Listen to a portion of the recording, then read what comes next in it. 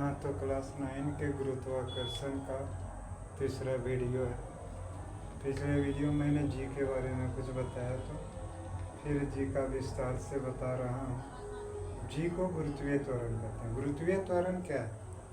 गुरुत्व बल के कारण जो त्वरण उत्पन्न होता है उसको हम लोग गुरुत्वीय त्वरण कहते हैं। यह हर हमेशा वर्टिकल लगता है, या तो नीचे की ओर या ऊपर की ओर। अभी जी का मान हम कैसे ज्ञात करते हैं? तो कोई भी वस्तु पर दो बल लगता है, एक जड़त्वीय बल लगता है और एक गुरुत्वीय बल लगता है। जड़त्वीय बल का सूत्र न्यूटन के दूसरे गति नियम से एम ए होता है, लेकिन यहाँ तो गुरुत्वीय है इसलिए एम जी होगा।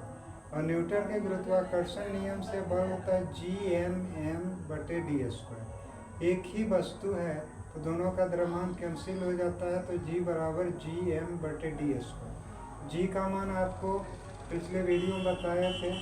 एम हो गया पृथ्वी का द्रव्यमान और डी होता है पृथ्वी से वस्तु की दूरी, यानी पृथ्वी की त्रिज्या को अगर आप ले लेते हैं तो जी का मान आपको ज्ञात हो जाता है, जो 9.8 मीटर पर सेकंड स्क्वायर होता है। इसके भी करीब होता है 9.76 ऐसे करके होता है। लेकिन मैथ में कभी बनाने के लिए कभी कभी 10 मीटर पर सेकंड स्क्वायर का भी उपयोग होता है। इसमें आप यहाँ ध्यान दीजिएगा कि इससे अब गति का सूत्र जो होता है, तो ऊपर भी और गति होता है, नीचे की ओर भी गति होता है।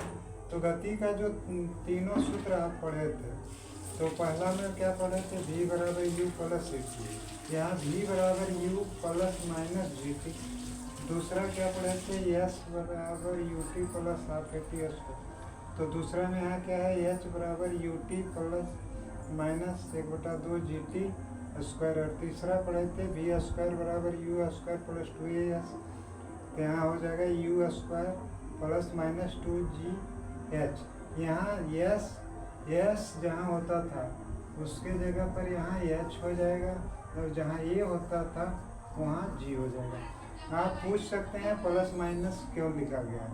तो याद रखिएगा, जब कोई वस्तु पृथ्वी की ओर आएगी तो उसका जी का मान प्लस होता है। जब कोई वस्तु पृथ्वी से दूर हटेगी, ऊपर की ओर जाएगी, तो माइनस होता है। इसलिए आपको जैसा सहूलियत है वहाँ प्लस या माइनस आप बैठा सकते हैं। न्यूमेरिकल जब आप सॉल्व करेंगे तो उसमें दो चीज़ ध्यान दीजिएगा कि यदि कोई वस्तु ऊपर से नीचे गिर रही है, तो ऊपर से नीचे गिर रही है तो उसका प्रारंभिक वेग यानी यू जीरो होता है। जब कोई वस्तु नीचे से ऊपर जाती है तो उसका अंतिम वेग माने भी जीरो होता है।